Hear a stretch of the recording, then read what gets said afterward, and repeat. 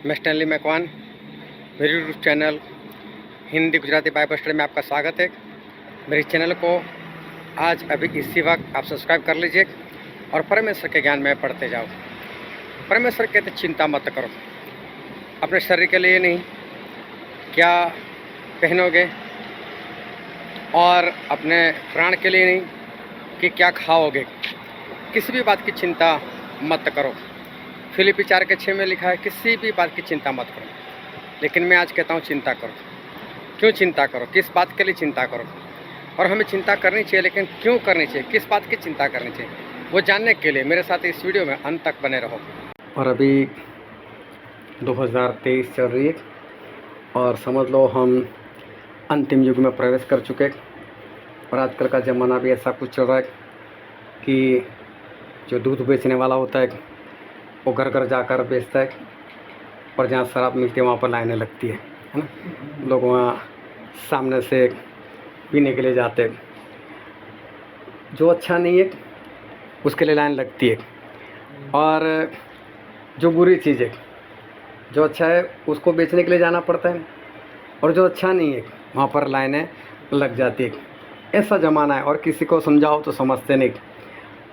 एक भाई साहब मुझे मिले थे तो मुझे बता रहे थे कि मेरा कारोबार चल रहा है, और बोले मुझे बहुत ज़्यादा ऑर्डर मिले, बहुत ज़्यादा मेरी कमाई होने पाए, बस ऐसी प्रार्थना करना। अभी देखने जाओ तो प्रार्थना के विषय और भी है, लेकिन उनको यही एक विषय पसंद आया कि उनका कारोबार जो है वो अच्छा सा चले, बढ़िया चले, और उसकी फ़िक्र है कि कारोबार अच्छा चले, और नहीं चलेगा तो आगे चलकर क्या करेंगे। तो कारोबार की एक फ़िक्र रहती है।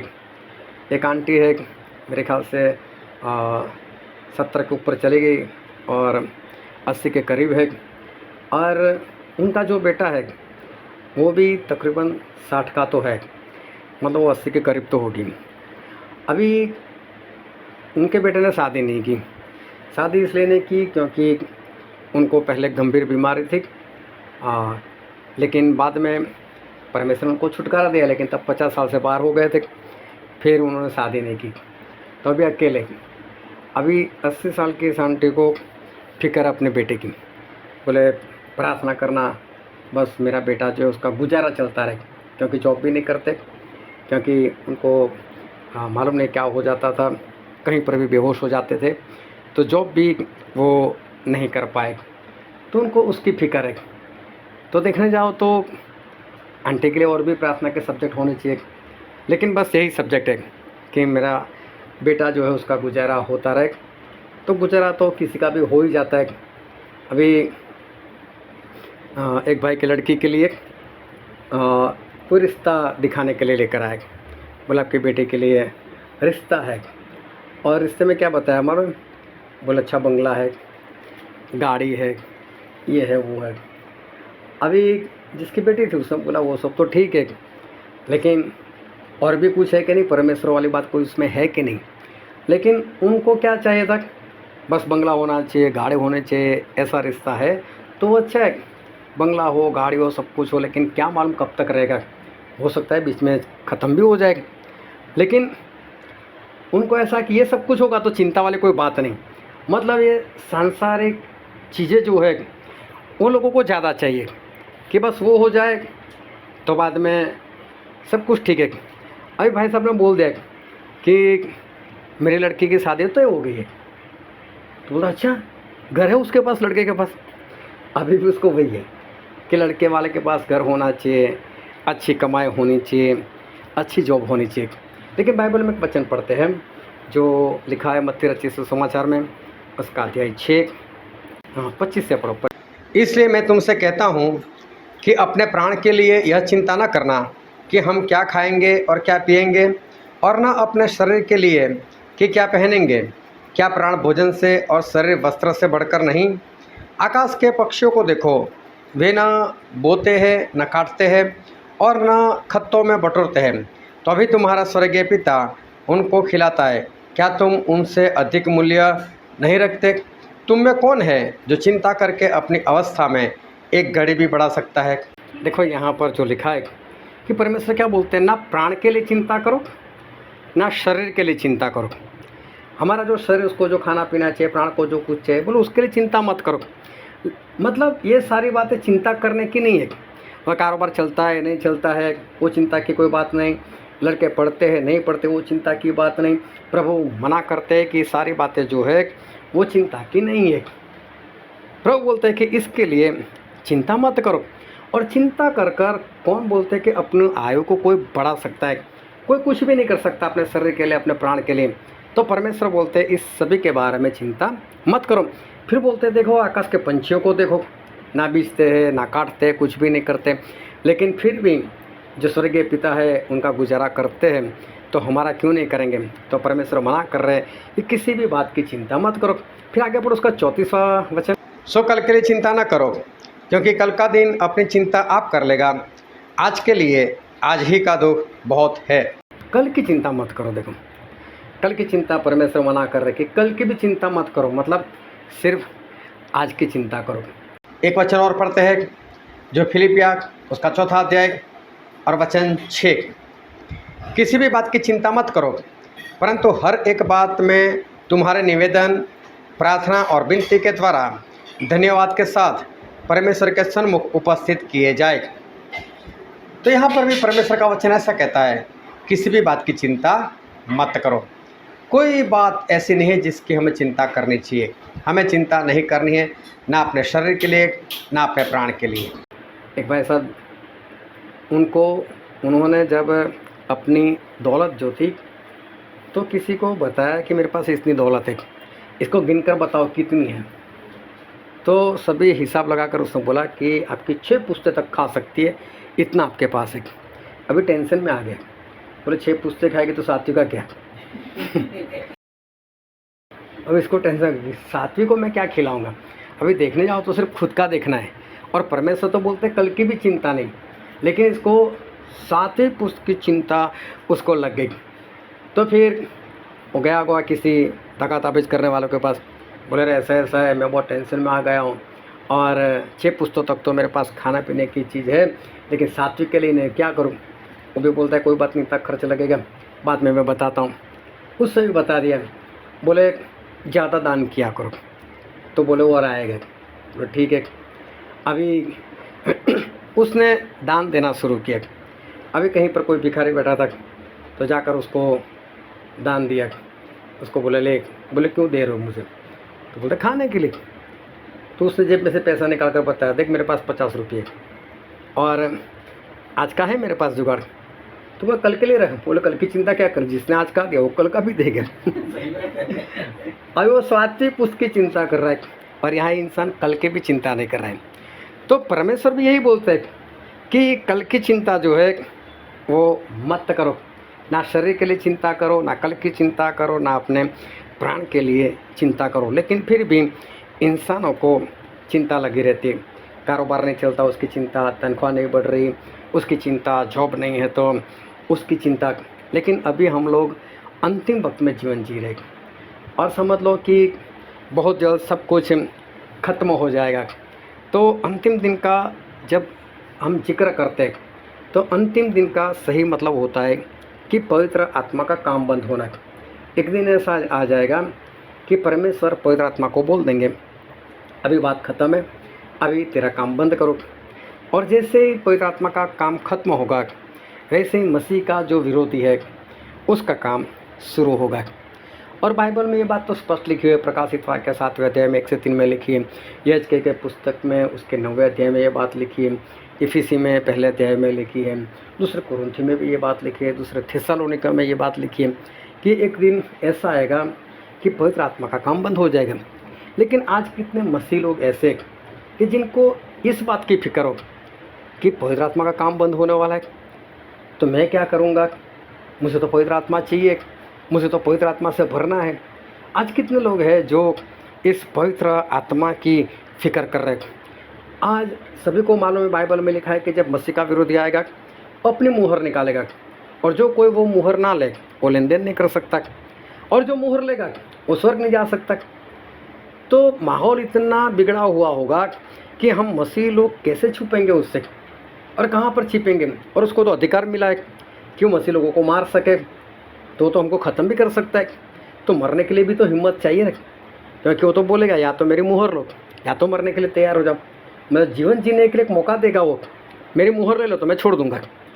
तो उस वक्त हमारे सामने जीवन भी होगा और मौत भी होगा।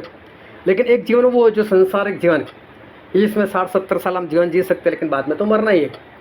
और एक जीवन वो है जो प्रभु हमको देंगे, अनंत जीवन, जिसमें कभी हमारी मौत नहीं होगी। तो ये तो संसार का जीवन देने की बात करेगा, उसके जो उसको 7 साल मिले बस ज़्यादा से ज़्यादा उतने के लिए वो बोल सकता है कि मैं तुम्हें जीवन दूंगा अगर मसीह को छोड़ दो तो। आज कितने लोगों को इस बात की फिक्र है कि उस दिन के लिए मुझे सामर्थ्य इकट्ठा करना है, क्योंकि किसी को बोलना कि नहीं मैं यीशु के लिए मरने के लिए तैयार हूँ, ये छोटी बात नहीं है, बहुत बड़ी बात है।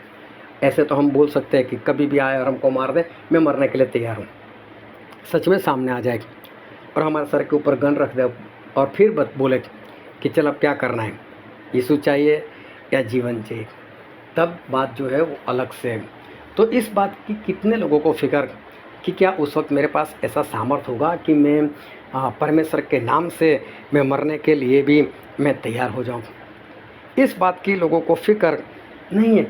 कभी किसी ने मसीह ने इस बात की फिक्र की कि मुझे स्वर्ग के लिए तैयार होना है, और स्वर्ग के लिए तैयार होने के लिए जो 10 कुमारिका की जो बात की है बाइबल में, उसमें 5 जो थी वो तो बुद्धिमान थी, और हमने सीखा हुआ है कि वो लगातार 24 घंटे वो परमेश्वर के लिए तैयार रहती थी कपड़े पहनकर। तो उस दुल्हन को हमेशा के लिए तैयार रहना पड़ता था, सोते वक्त, जागते वक्त, काम करते वक्त। आज कितने को इतनी फिक्र है कि मैं क्या 24 घंटे मैं परमेश्वर के लिए तैयार हूँ, क्योंकि इंसान कारोबार में जाता है तो वहाँ घुस जाता है, अगर जॉब करता है तो वहाँ पर घुस जाता है, और परमेश्वर वाली बात उसके अंदर से निकल जाती है। उस वक्त भी उसको याद रखना है कि मुझे तो परमेश्वर के लिए तैयार रहना है, मुझे क्रोध नहीं करना है, मुझे गाली नहीं बोलना है, मुझे लगातार परमेश्वर के लिए तैयार रहना है। आज कितने लोग हैं जो 24 घंटे अगर तैयार नहीं हैं तो उस बात की वो लोग फिक्र करते। 5 जो मूर्ख स्त्रियाँ थी, उनकी मशाल जो थी वो तो बुझ गई, क्योंकि उसके अंदर तेल नहीं रहा था, तेल ख़त्म हो गया था। आज कितने लोगों को ये फिक्र है कि मेरी मशाल जल रही है या नहीं जल रही है। आज कितने लोगों को चिंता।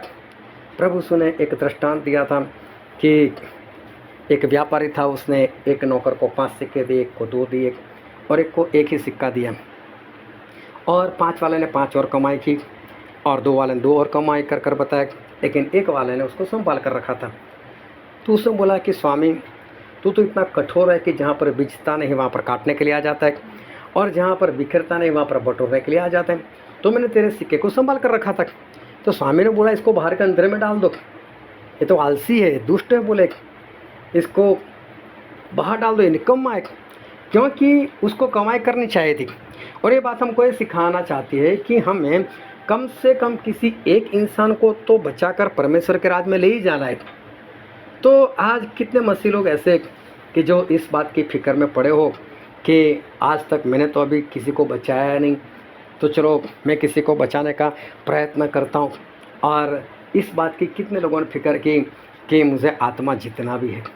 प्रभु से बोला आखिरी दिन मैं भेड़ और बकरे को अलग अलग कर दूंगा, और जो भेड़े उनसे कहूँगा कि मैं जब भूखा था मुझे खिलाया, मैं प्यासा था मुझे पिलाया। लेकिन भाई और वाले को, जो बकरे लोग हैं, अविश्वासी लोग हैं, उनको भी मैं कह दूँगा मैं भूखा था मुझे नहीं खिलाया। तो आज कितने लोग हैं कि नहीं खिलाएंगे तो स्वर्ग में नहीं जाएंगे। तो ये कोई भूखे किसी गरीब को खिलाने की बात नहीं है। परमेश्वर का वचन वो आत्मा की रोटी है, वो हमको दूसरे को खिलाना है। हमने कितने वचन के भूखे लोगों को खाना खिलाया, पवित्र आत्मा के प्यासे लोगों को पवित्र आत्मा दिलाया, जो आज्ञाकारी में नहीं थे उनको आज्ञाकारी के वस्त्र पहनाए। कितने ऐसे परदेसी थे जो प्रभु को नहीं जानते थे, उनको प्रभु का नाम देकर उनको परमेश्वर में लेकर आए। कितने लोग शैतान के बंधन में थे, उनको हमने छुड़ाया, और कौन आत्मा में बीमार हो गया था उसकी हमने सुधि ली। ये सारे काम हमें करना है, लेकिन आज इस सारे कामों की फ़िक्र जो है वो कितने लोगों को है। जो फ़िक्र है वो कुछ और ही है। परमेश्वर ने मना किया कि शरीर के लिए फ़िक्र ना करो और अपने प्राणों के लिए भी फ़िक्र ना करो। लेकिन फिर भी इंसानों को जो फ़िक्र लगी हुई है वो अपने शरीर के लिए, अपने प्राण के लिए, और लोग उसके लिए भागा दौड़ भी बहुत करते हैं, उसके लिए लोग मेहनत भी बहुत करते हैं। लेकिन बाइबल में एक वचन ऐसा लिखा है, हम पढ़ते हैं यूहन्ना उसका अध्याय 6 और उसका वचन 35। यीशु ने उनसे कहा, जीवन की रोटी मैं हूँ, जो मेरे पास आएगा वह कभी भूखा ना होगा, और जो मुझ पर विश्वास करेगा वह कभी प्यासा ना होगा। हाँ, यहाँ पर लिखा है कि जीवन की रोटी मैं हूँ। हम जो रोटी खाते हैं वो तो दिन में हमको 3-3 बार चाहिए, लेकिन प्रभु से ऐसा बोलते हैं कि मैं जो रोटी खिलाऊंगा उसके बाद उसको कभी भूख ही नहीं लगेगी। ये आत्मा की रोटी है, जीवन की रोटी, ये बाइबल प्रभु उसकी बात कर रहे। इस जीवन की रोटी के लिए कितने लोगों को फिक्र है। जिसको हम दिन में 3 बार खाते हैं उसकी बहुत फिक्र है, लेकिन जो हमें एक ही बार खानी है और कभी भी भूख ना लगे, उस रोटी के लिए, जीवन की रोटी के लिए कितने लोगों को फिक्र लगी है, कितने लोगों को उसकी चिंता है। फिर वहीं पर लिखा है यूहन्ना उसका 8वां अध्याय और उसका 51, मैं तुमसे सच सच कहता हूँ कि यदि कोई व्यक्ति मेरे वचन पर चलेगा तो वह अनंत काल तक मृत्यु को न देखेगा। बोले जो मेरे वचन पर चलेगा उसकी कभी मौत ही नहीं होगी।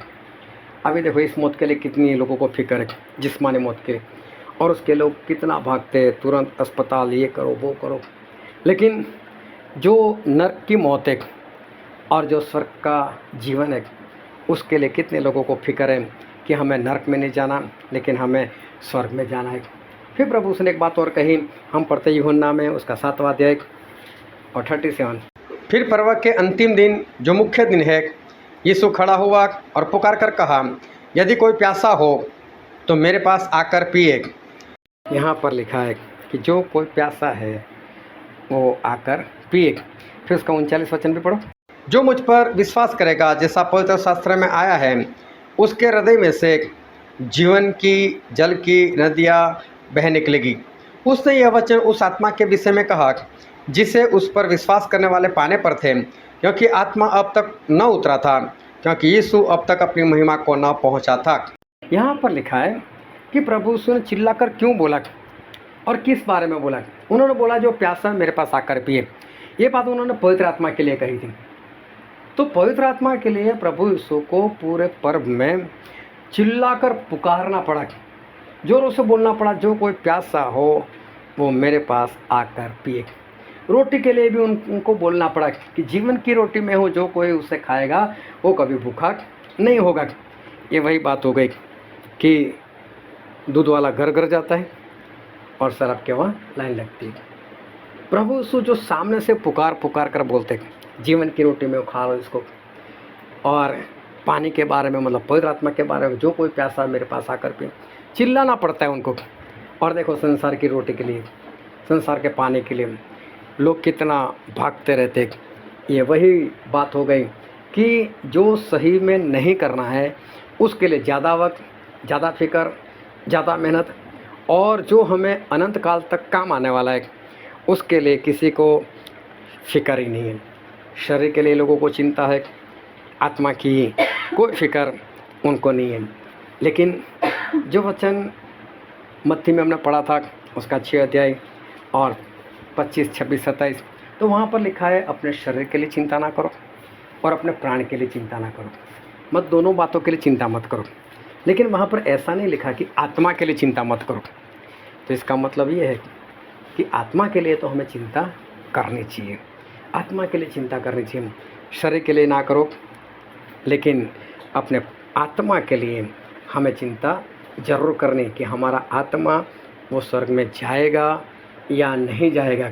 उसके लिए हमें फ़िक्र करने की ज़रूरत है, और हमें इस संसार की सारी चिंताओं से, शरीर की चिंताओं से, प्राण की चिंताओं से हमें आज़ाद होना है। हालेलुया।